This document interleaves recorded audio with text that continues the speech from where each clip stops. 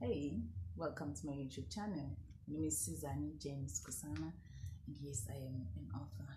And today I got motivated by my book, and I thought, let me just read a passage from this one and just say where I was when I was writing this particular passage. And it is on page 38, and the title is The Texture of Loss. You don't have to chase people to stay. You never do. If they choose to leave, they are doing you the best favor. Let them.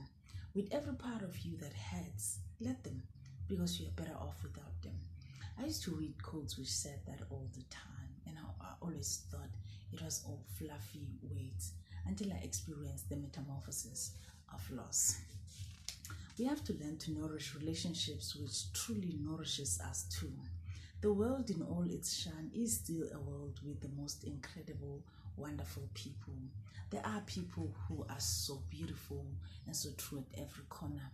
Through every disappointment, our hearts must never harden. We should continuously aspire to be the incredible, wonderful people to others too.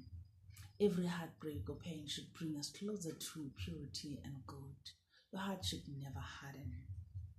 I've learned that in the same manner which we glamorize being in love and falling in love, we need to do the same for the idea of self-love, self-preservation.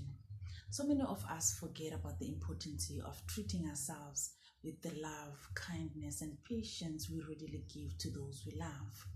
And as fiddling as we are as men, being in tune with yourself and knowing to be good to yourself will always lessen any blow because you are connected and rooted deeply in yourself.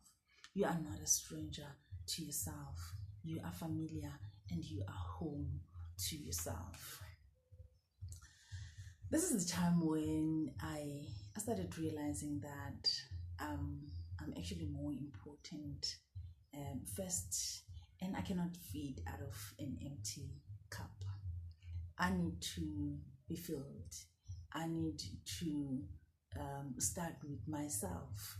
I need to love myself enough because I cannot give somebody else that I don't have, what I don't have. I cannot give people out of an empty cup because that is exactly what makes us bitter at the end of the day.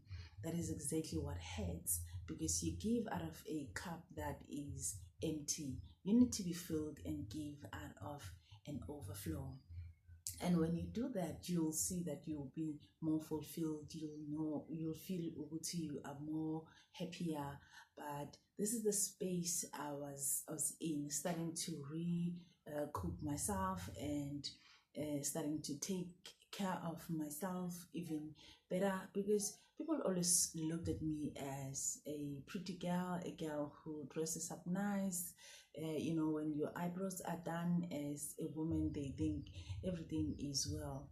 So the appearance was good, probably, or so people say, but inside I was still breaking inside. Things were not happening the way they supposed to, because you would say yes to situations where you're supposed to say no. You would say you would not question things that you want to question because you feel I'm gonna maybe hurt somebody, or I'm gonna dent a relationship, I'm gonna mess things up by doing this. But I felt at that time that I needed to be true to myself. I needed to be honest to myself before I can be honest to other people. And I started taking care of myself, not only physically but emotionally. The emotional part was very important.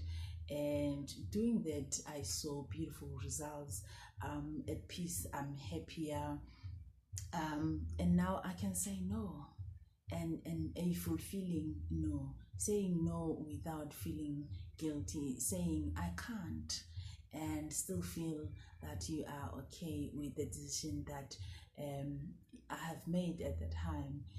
And it took me a very long time to get to that space because I was surrounded by pretentious engagement all the time, and I did not see that, but I was pretending as well. I was not myself as well, because when you start being honest with yourself, that's when you start losing a lot of friends because you say no to other things. You say I can't. You say I'm busy. You are true. You are feeding yourself first before you can feed others.